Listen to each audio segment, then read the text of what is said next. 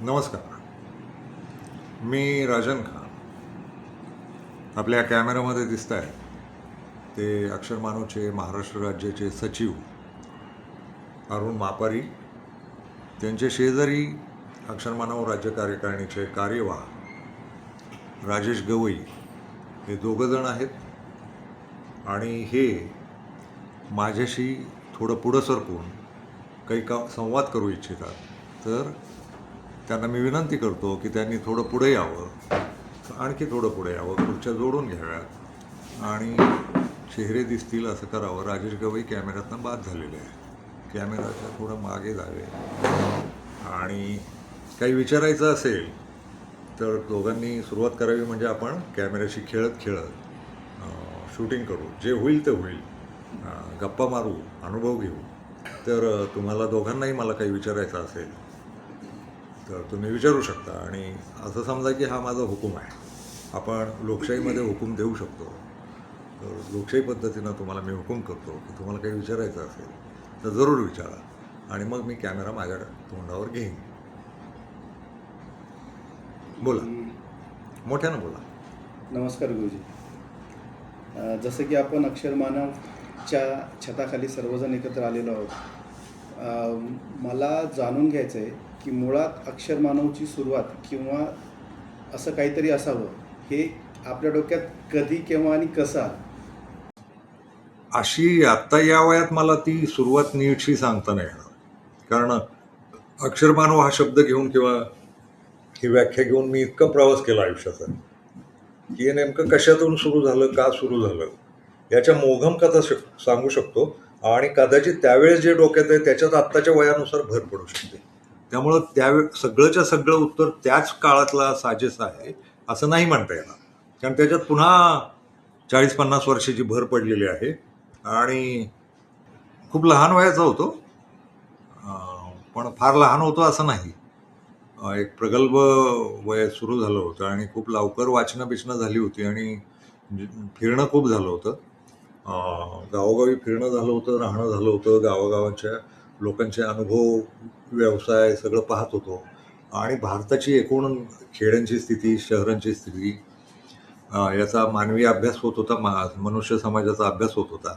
आणि तो फार लवकर आकलनात येत होता असं नव्हे, पण बिनसण्याचे मुद्दे लक्षात येत होते. पहिली गोष्ट म्हणजे तुमच्याकडे पाहून बोलायचं तर भारतातली भेदव्यवस्था खूप लवकर लक्षात आली. आणि ती नुसती जातीय नव्हती. मी माझ्या घरातही पाहत होतो, शेजारच्यांच्याही घरात पाहतो होतो, तो स्वतःच्या गावात पाहत होतो, शेजारच्या गावात पाहत होतो, आणि गावं फिरून पाहत होतो. तर भेदव्यवस्था ही भारतीय व्यवस्थेचं मूळ लक्षण आहे असं लक्षात आलं होतं. भेदव्यवस्थेवरच भारतीय व्यवस्था चालते. आणि या भेदव्यवस्थेचं काय करणार आहोत? तर मग घरात मी मुलगा आहे तर मला मुलगा म्हणून मिळणारी वागणूक, आणि माझ्या घरात एक आणखी मुलगी आहे तिला मुलगी म्हणून मिळणारी वागणूक, माझ्या आईवडिलांचा संसार आणि बाकीच्या घरातल्यांमधला नातेवाईकांचा, मित्रांच्या घरातले, किंवा आपण जिथं जिथं हिंडायला जातो तिथल्या नवरा बायकोच्या नात्यातले भेद हे लवकर ठसले. त्या वाचनाची जोड होती, फिरण्याची जोड होती, आणि खूप लहान वयात लिहायला लागलो होतो. मुळात मनानं कदाचित भ्याड आणि हळवे असू, त्यामुळे लिहिण्याकडे वळलो. एकटेपणा खूप लवकर आला होता. वयाच्या 8व्या-9व्या वर्षी मला मानसिक एकटेपणा आला, आणि एकटेपणाला आधार म्हणून मी चित्र काढायला लागलो, लिहायला लागलो, आणि वाचायला लागलो. मुळात मुख्यतः वाचायला लागलो. मूळ व्यवसाय किंवा जगणं वाचन राहिलं, आणि त्या वाचनातनं सुचलं लिहिलं पाहिजे म्हणून गोष्टी ऐकत होतो. आणि सगळ्यात महत्त्वाचं म्हणजे माणसं बोलतात तशी वागत नाहीत हे लवकर लक्षात येत होतं. म्हणजे छोटं उदाहरण आहे की कुठल्याही घरात नवरा बायकोची भांडणं झाली तर ती इतकी काढावून भांडतात की जणू ती अण्वस्त्रधारी दोन्ही देश आहेत, आणि ते आता कधी एकमेकांवर अण्वस्त्र टाकतील अशा पद्धतीची त्यांची घरातली भांडणं होतात, युद्ध होतात. आणि भांडणं चालू असतानाच अचानकच तिसरा माणूस, कोणीतरी तिसरी व्यक्ती दारात येते आणि आहेत का घरात असं ती बाहेरनं विचारते. तर दोघंही नवरा बायको लवकर लवकर आपली अण्वस्त्र मॅन करून दोघेही समोरासमोर जातात, किंवा तो नवरा जातो स्वागताला, या या या, कुठं, इकडं नाही, चाललो होतो म्हणून आलो, या या या, की लगेच तो तिथल्या तिथंच सेकंदभरात तो या या इकडं म्हणतो. आणि फारच 40 लाख वर्षाचं सगळं प्रेम उघडून आलंय पोटातनं, बेंबीच्या देठातनं. अशा पद्धतीनं तो तोंड किचनकडं करून म्हणतो, स्वयंपाकघराकडं, अगं पाहिलंस का कोण आलंय ते? आणि तेही अण्वस्त्र झाकपाक करून बाहेर येतं, गोड चेहऱ्यानं नमस्कार करतं, या भाऊजी, या वहिनी. मला याच्यात ढोंग दिसलं. मला वाटलं की जी अण्वस्त्र निघालीत ना बाहेर, त्याच्यासह तिसऱ्या बरोबर तो जो दारातनं आत आलाय ना, त्याच्याबरोबर संवाद झाला पाहिजे. काय का आलाय? आणि तोही म्हणाला पाहिजे, नाही चाललो होतो. कशाला?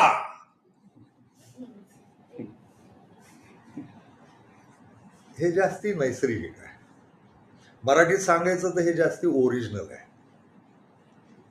मला लहानपणी लक्षात आलं, माणसं साला ओरिजिनली वेगळी असतात आणि मुखवट्याची आणि दिखाव्याची वेगळी असतात.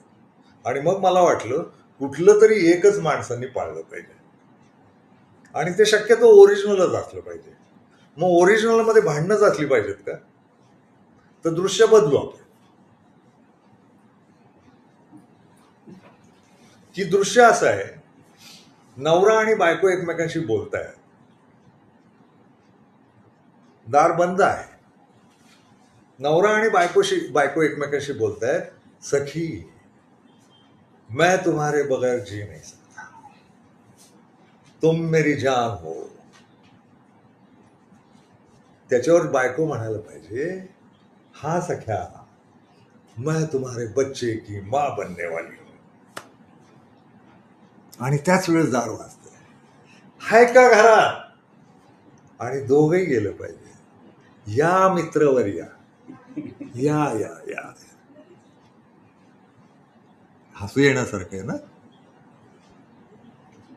काय हवंय तुम्हाला? ओरिजिनल? मग तुम्ही आत ओरिजिनल आणि बाहेर नकली, हे खूप लवकर जाणवायला लागलं. आणि माणसं या नकलीपणातनं बाहेर येऊन पारदर्शी, आनंदी, सुखी, शांत जशी आहेत तशी झाली तर काय बिघडेल असा विचार करायला लागलो आणि अशा पद्धतीचं लिहायला लागलो. आणि लवकरच कळालं की नुसते लिहिण्यावर भागणार नाही, तुम्हाला रस्त्यावर उतरून काम करावं लागेल. तुमची ही जी मतं आहेत ना, अण्वस्त्रांची किंवा सखीची किंवा सख्याची, निवडायचं काय? अण्वस्त्र असाल तर अण्वस्त्र म्हणूनच जगा, सखी आणि सख्या असाल तर सखी आणि सख्या म्हणून जगा. तर यातले एकच निवडावं लागेल. माणसं ही दोन्ही भूमिका वठवतात ना, हे जगाचं नुकसानदायक आहे. जग सुखी नसण्याची कारणं माणसाच्या दुहेरीपणात आहेत. हे लक्षात आल्यानंतर मला वाटलं की याचं नुसतं लिहिण्यानं भागणार नाही, याच्यावर आपण काम करू. तर लिहिणं हे साहित्यात येतं आणि साहित्यात जगातले सगळे विषय येतात. नवरा बायकोच्या संबंधांपासून जागतिक अर्थव्यवस्थेपासून हिमवर्षाव कसा व्हावा आणि पाऊस कसा पडतो हे सगळं साहित्यात येतं. सगळे उद्योगधंदे आणि माणसाचा प्रत्येक श्वास, सृष्टीचा प्रत्येक श्वास साहित्यात असतो. म्हणून मग साहित्य चळवळ सुरू केली. आधी ती माणसांच्या भल्याची आणि माणसांच्या पारदर्शीपणाची असली पाहिजे म्हणून सुरू केली. आणि माणूस टिकून राहिला पाहिजे, माणूसपणा टिकून राहिला पाहिजे, त्याची नैतिकता आणि त्याचा पारदर्शीपणा टिकून राहिला पाहिजे. याच्यासाठी या संघटनेला अक्षर मानव असं नाव दिलं. लिखाणाशी संबंधित होतं ते. आणि लिखाण या अक्षरात जेव्हा कोरलं जातं तेव्हा ते चिरंजीव होतं. त्याही अर्थानं अक्षर न संपणारं, न मिटणारं. कागदावर जे येतं ते कधी न मिटण्यासाठीच येतं. मनात तुम्ही बोलत राहता, त्याला आकार उकार काही नाही, डिझाईन काही नाही. तुम्ही जेव्हा लिखाणात येता, अक्षरांमध्ये नोंदवायला लागता, तेव्हा त्याला चिरंजीवत्व येतं, त्याला अखंडत्व येतं. आणि मग म्हणून मग त्याही अर्थाने अक्षर, लिखाणाच्या अर्थानं अक्षर, टिकणाऱ्या लिखाणाच्या अर्थानं अक्षर आणि टिकणारा माणूस पण या अर्थानं अक्षर. म्हणून मग अक्षर मानव अशी नाव दिलं आणि तिथून जगभरचं कुटुंब जोडायला सुरुवात केली. आणि ह्याच तत्वांचं बोलत राहिलो की आपण पारदर्शी जगू, आपण निर्मळ जगू, आपण नैतिक जगू. मग माझ्या लिखाणाचा सगळा सूर तसा राहिला, माझ्या वक्तव्याचा तसा सगळा सूर राहिला, माझ्या शिव्या देण्याचाही सूर तसाच राहिला. मी प्रचंड शिव्या देत राहतो आणि मोकळेपणात देतो, पारदर्शीपणात. फक्त एकच आहे की मी आजपर्यंत व्यक्तिगत कोणालाही शिव दिली नाही. या जगात एकही व्यक्ती अशी नाही की मी जिला तिच्या नावानं शिवी दिली आहे. मग सार्वजनिक शिव्या खूप देतो आणि व्यक्तिशः दिली तरीही त्याच्यात सार्वजनिकच अर्थ असतो की या समाजाच्या सुधारणा झाल्या पाहिजेत या अर्थाचं मी बोलत राहतो. यातनं अक्षर मानवची सुरुवात झाली. माणसांचं ढोंगीपण आणि माणसांचं सच्चेपण, यातलं सच्चेपण निवडलं माणसानं तर माझ्या लक्षात आलं की माणसं फार सुंदर जगतील, माणसं फार सुखी जगतील, माणसं फार आनंदी जगतील आणि माणसांच्या जगण्यातल्या सगळ्या समस्या संपतील. जगण्याच्या सगळ्या समस्या संपण्याचं एकमेव ठिकाण माणसाचा प्रामाणिकपणा आहे. माणसं स्वतःशी सुद्धा अप्रामाणिक आहेत आणि जगाशी सुद्धा अप्रामाणिक आहेत. तर या जगाचं चुकलं एकाच ठिकाणी, ते त्यांच्या अप्रामाणिकपणात अडकले. हे निव्वळ प्रामाणिक जग झालं तर कुठलीही समस्या, कुठलीही व्यवस्था, कुठलीही संघटना, कुठली आंदोलनं, मोर्चे काही करावं लागणार नाही. सगळी यंत्रणा, सगळी मानवजात ही प्रामाणिक झाली पाहिजे. आता तुम्ही ज्या आश्चर्यानं माझ्याकडे पाहताय की यांना काहीतरी सुचतं बुवा, तर कृपया लक्षात घ्या की हे मला नाही सुचलेलं. अपना इसमें कुछ योगदान नाही. आपण क्षुद्र जंतू आहोत, 40 लाख वर्षांनी जन्माला आले. मला काही सुचलेलं नाही प्रामाणिकपणाचं.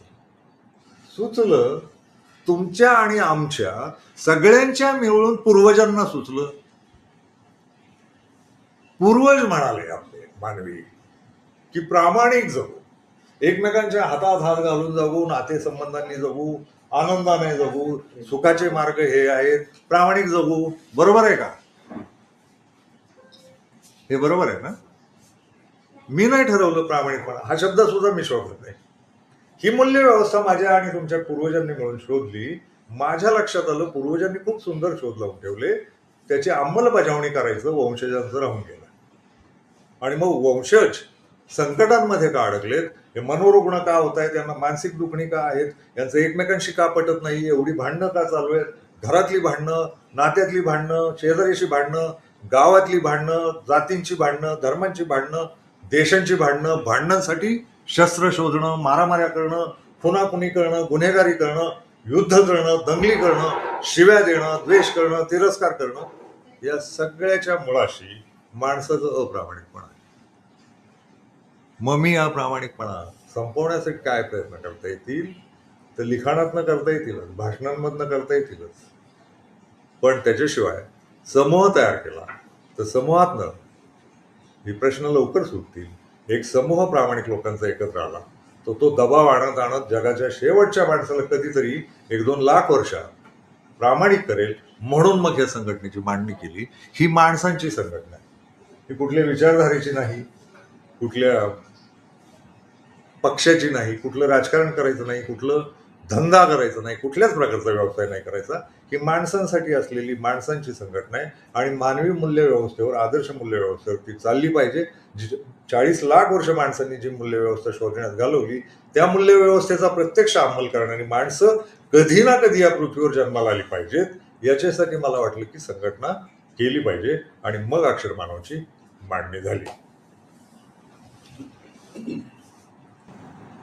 गुरुजी, अक्षर मानव तुम्ही का सुरू केलं हे थोडक्यात कळलं, पण हे करताना तुम्ही संघटना करू, लोकांना सोबत घेऊन जाऊ असं तुम्ही म्हटले. काम खूप मोठं होतं. ज्या गोष्टी तुम्ही सांगितल्या अर्थातच या सोप्या नाहीत अंमलबजावणी करण्यासाठी. मला प्रश्न हा पडला आहे, हे करण्यासाठी तुम्ही त्या तोडीची लोक सोबत घ्यावीत असं तुम्हाला न वाटता अशी आमच्यासारखी साधी लोक सोबत घेऊन जावीत हे तुमच्या डोक्यात कसं आलं? मुळात संघटना नावाचं स्वतंत्रपणे काही अस्तित्वात नाही. मनुष्य जन्माला मनुष्य आला, जन्मानं मनुष्य असलेला प्रत्येक माणूस हा एका अर्थानं मानवी समाज म्हणून संघटितच आहे. तो संघटितच आहे आणि जगभर आहे. पृथ्वी फार छोटी आहे आणि तिच्यावर 850 कोटी लोक राहतात. हे सगळे एका कुटुंबाचे संघटितच भाग आहेत. मानव समूह संघटित आहे, आधीच आहे. त्याच्यात धंदेवाईक लोक काही आले, अनैतिक मूल्यवाले लोक आले आणि त्यांनी अप्रामाणिकपणा हे मूल्य वाढवून स्वतःची सत्ता स्थापित करण्याचा प्रयत्न केला आणि सत्तांचे प्रकार अनेक. कुटुंबातली सत्ता नवऱ्याची असेल किंवा बायकोची असेल, वडिलांची असेल, म्हाताऱ्या माणसांची असेल किंवा तरुण्या पोरांची असेल, बाहेरच्या समाजात तसंच मग ते सत्तेचे प्रयोग शोधले माणसांनी आणि अनेक सत्तांचे प्रकार. राजकीय सत्ता, सामाजिक सत्ता, धार्मिक सत्ता, जातीय सत्ता, कौटुंबिक सत्ता, आर्थिक सत्ता, हजारो प्रकारच्या सत्ता शोधल्या. इथं माणसाचं बिघडलं. तर मुळात एक संघटन आहेच आहे, पण संघटित आहोत आपण पृथ्वीवरचे लोक, हा मात्र भ्रम काढण्यात आला. अनेक भेद जन्माला घालण्यात आले. तुम्ही आणि आम्ही वेगळे आहोत असं सांगण्यात आलं आणि मग ते धर्मांनी ते काम केलं, राष्ट्रांनी ते काम केलं, प्रदेशांनी ते काम केलं, भाषांनी ते काम केलं, निसर्गानं पण ते काम केलं. म्हणजे चिनी माणसाचे डोळे मिचमिचे केले आणि आफ्रिकन माणसांची नाकं मोठी केली, तर त्याच्यामुळं पण नैसर्गिक भेदही निर्माण झाले. आणि हे भेद हेच खूप खरी गोष्ट आहे. माणूस पण खरं नाही असं काही मधल्या काळात मधल्या संस्कारांमध्ये शिकवलं गेलं आणि याला उत्तर देण्यासाठी म्हणून पुन्हा मग याच संघटित माणसांना पुन्हा एकदा माणूस म्हणून संघटित केलं पाहिजे असं लक्षात आलं आणि ती मांडणी सुरू केली की या जगातला कुठलाही माणूस एक दुसऱ्यापेक्षा वेगळा नसतो. आणि याच्यावर तडकावून बोललेलो मी. तुमचे तोंड ते गांड हा प्रवास हा सगळ्या जगभर एकसारखा आहे, तर तुम्ही वेगळे कसे हा मुद्दा मी नेहमी उपस्थित करत आलो. आणि मग ही संघटना आहेच आहे मानवांची. ज्यांच्या तोंड ते गांड या प्रवासाला एक वाक्यता आहे, एक समानता आहे, हे लोक संघटितच आहे. फक्त त्यांच्या या तोंड ते गांड या प्रवासाच्या बाहेर जो दिखाव्याचा देह आहे याला आणि त्यांच्या मेंदूला भेदांच्या अनेक रचना आणि अनेक कप्पे तयार केले माणसांनी आणि त्या कप्प्यांना ठेचून काढणं हे मी काम समजलो स्वतः. ते कप्पे ठेचले तर मग या मूळ प्रवासावर लोक येतील आणि तो आपल्यासारखंच आहे आणि तो आपल्यासारखंच आहे, हा आपल्यासारखंच आहे हे एकदा लक्षात यायला लागलं. ते आहे लक्षात, पण मग भेदांची दुकानं पण आहेत, सत्तांची दुकानं. भेद का जन्माला आले तर आपल्याला सत्ताधीश होता यावं म्हणून माणसांनी भेद तयार केले. अनेक प्रकारचे भेद, स्त्री पुरुष भेद असतील, धर्माचे भेद असतील, जातीचे असतील, राजकीय असतील, शैक्षणिक असतील. तुमची डिग्री कुठली आहे विचारतात, तुमचं गाव कुठलं आहे विचारतात. तुमचं गाव कुठलं आहे विचारण्यात सुद्धा भेदनीतीच आहे. मी जेव्हा ते विनोदी बोलल्यासारखं वाटतं तुम्हाला लोकांना की मला लोक विचारतात तुमचं शिक्षण किती चालू आहे, तर मी सांगतो चालू आहे. शिक्षण किती झालं आहे विचारतात, मी म्हणतो चालू आहे. गाव कुठलं तुमचं, तर मी म्हणतो पृथ्वी. वय काय तुमचं, तर 40 लाख वर्ष.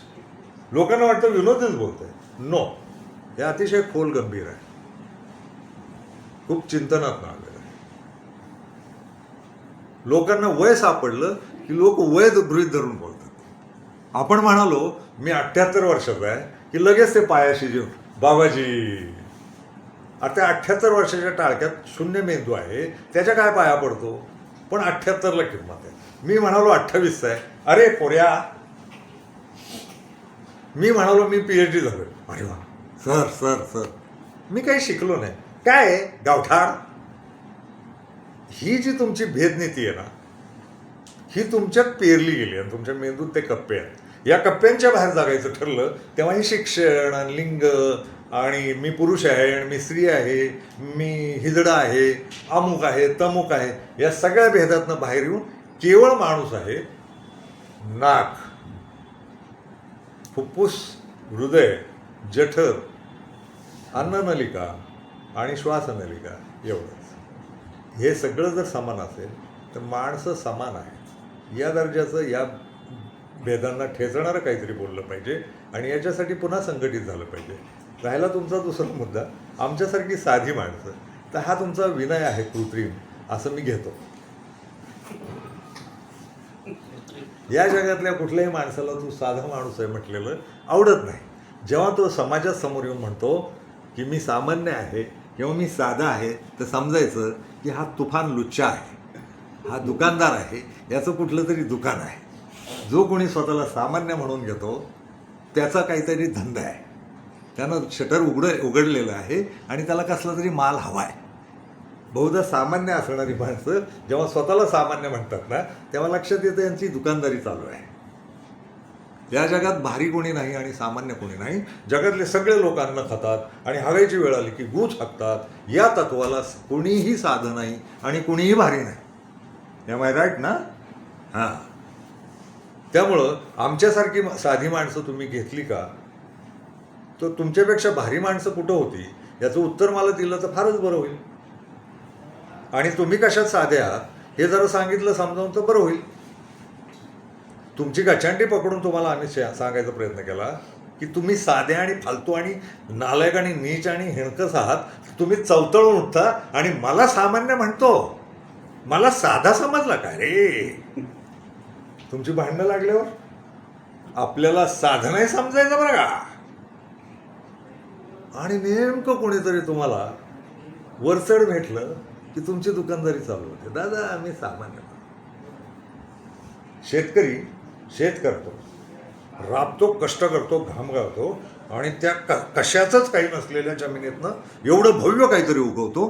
तोच तहसीलदारासमोर जाऊन उभा राहिला हे तर मला हे आवडलेलं नाही. या जगात सामान्य कोणी नाही, या जगात साधं कोणी नाही आणि या जगात भारीही कोणी नाही. ज्याचं मनगटाची रक्तवाहिनी आणि कष्ट करण्याची ताकद आहे, जो स्वतःच्या घामावर जगतो, स्वतःचं पोट स्वतः भरू शकतो, हा या जगातला ग्रेट माणूस आहे. जे आयदी दुसऱ्यावर राज्य करणारे, साम्राज्य तयार करणारे, राज्य तयार करणारे, सत्ता तयार करणारे, हे सगळे धार्मिक सत्ता हे भांडगुळ आहेत या जगाची. ही कष्टकऱ्यांच्या जीवावर पोचली जातात. तर कष्टकरी हे कधीही साधे नसतात. कष्टकरी आहेत ते एका समान दर्जाचे, उच्च दर्जाचे लोक आहेत जे पृथ्वी चालवतात, मानवी समाज चालवतात. कुणीही या जगात साधं नाही. साधे लोक कुठे आहेत? फालतू लोक. साधे पण नाही, फालतू लोक कुठे आहेत? तर जे सत्तेवर बसलेले आहेत ते. आणि कुठल्याही प्रकारच्या सत्तेवर, कुटुंबातल्या सत्तेतही मी नवरा आहे असं म्हणणारा माणूस हा टुका, फालतू आणि नीचच आहे. कुटुंबाची सत्ता झाली, राजकारणाची कुठलीही, देवळं बांधा, मशिदी बांधा, विहार बांधा, तिथं बसला ना ढेरी वाढवायला, येऊ द्या. आंदो आंदो म्हणणारा जो क्लिनर आहे ना, किन्नर, फुकटच्या गाड्या आंदो आंदो म्हणणारा, हे जे ढेऱ्या वाढवून बसलेले धर्मगुरू आहेत, हे नीच, नालायक आणि फालतू सामान्य आहेत. यांच्याशिवाय जे कष्टकऱ्यांचं जग उरतं, जे आवाढ हवे आहे, हे सगळे लोक एका अर्थानं भारी आहेत. कारण हे जग चालवतात, हे पृथ्वी चालवतात, हे कष्ट करतात, घाम गाळतात, पृथ्वी फुलवतात. त्यामुळं या साधेपणाला माझा विरोध आहे. तुमच्यासारखी माणसं का गोळा केली तर मला कळलं तुम्ही कष्टकरी आहात, तुम्ही ग्रेट आहात, तुम्ही भारी आहात. भारी लोकांची संघटना करू. आपल्या संघटनेत ढेऱ्या वाढवून बसलेले धर्मगुरू दिसणार नाहीत, ढेऱ्या वाढवून बसलेले राजकारणी दिसणार नाहीत, ढेऱ्या वाढवून बसलेले प्रशासनातले अधिकारी दिसणार नाहीत. मग उरलेलं कष्टकरी जमा. हां, या ढेऱ्या वाढवलेल्यातले जे कष्टकरी आहेत, ज्यांनी ढेऱ्या न वाढवतात तिथेही मन लावून काम करतात, राजकारणात असेल, प्रशासनात असेल, कुठलेही क्षेत्र, ती क्षेत्र पण वाईट नव्हे, मानवी जगण्याचीच आहे. तिथं ते प्रामाणिकपणे, आदर्शपणे, नैतिकपणे काम करणारे लोक आहेत, तेही भारीच आहेत. तेही आपल्या संघटनेचा भाग आहे.